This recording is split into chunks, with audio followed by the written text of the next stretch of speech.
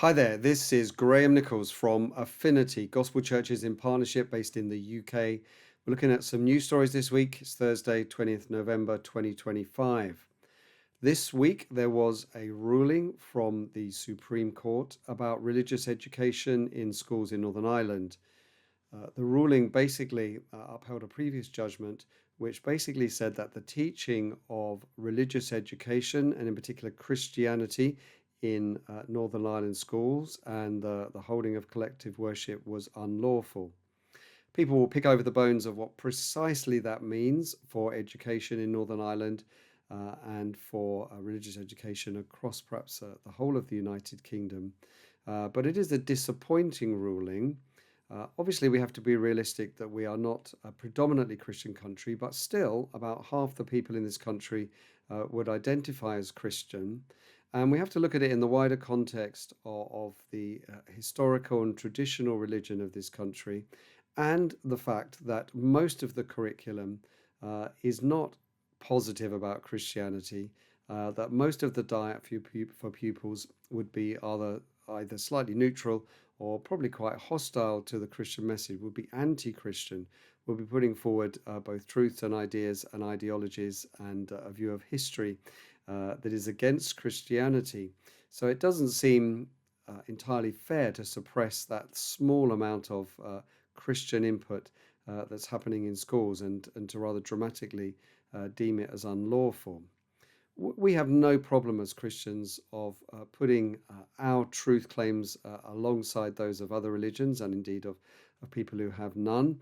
But I think it was a good thing that there was a history of Christianity being taught in those schools in Northern Ireland. So we'll see what happens with that. I am sure that in most, maybe all cases completely, there is not the teaching of Christianity in a way that is dogmatic, in a way that is coercive, in a way that could be described as indoctrination, which is really the claim that the family were making against the schools.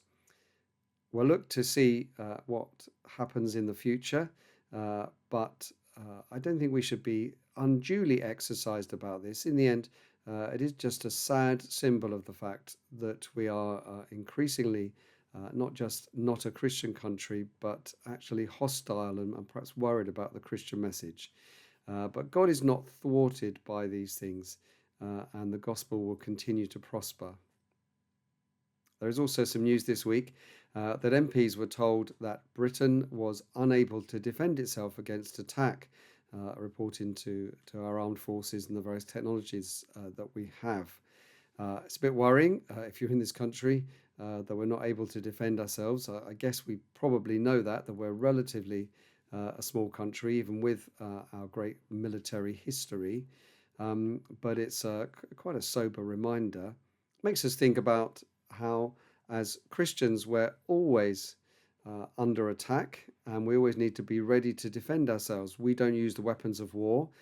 We don't need to build up stockpiles of any kind of ammunition, but we do need to be ready spiritually. We do need to put on the full armor of God. We do need to be alert to the kind of attacks we're under, the attacks of secularism, the idolatry of materialism and the self, and really the kind of drip all the time of thoughts and ideas and temptations that are being pushed in our secular anti-God culture at this time. And we want the Holy Spirit to be active in us, ministering Christ to us. Just one other story that the Church of England is reporting a dramatic decrease in the number of people getting married in Anglican churches in the UK. It's dropped to a level not seen actually since 1837.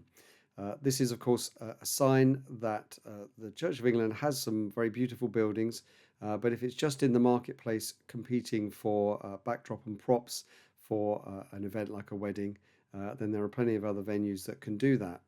That's true, of course, of all our church activities. We're not an entertainment centre. We're not actually a wedding venue particularly. We preach the gospel, and if we forget that is the main attraction, that is the main event, then we just get into the marketplace of competing with other things like us. It's also just a great little reminder and prompt. I was involved in some discussions earlier this week about some divorce rates in the south of the United States of America. And my main argument really was that there could be many causes for that, and we certainly don't want to encourage people to unwisely marry at an early age or have wrong expectations about male and female roles and so on. But we do, on the basis of the Bible, want people to marry rather than live together, have sex together. We want people to marry early if that's appropriate, and to build their lives together in covenant. And so we don't especially want to be an exciting wedding venue, but we do want to be a place that positively supports marriage as a good thing that God has instituted.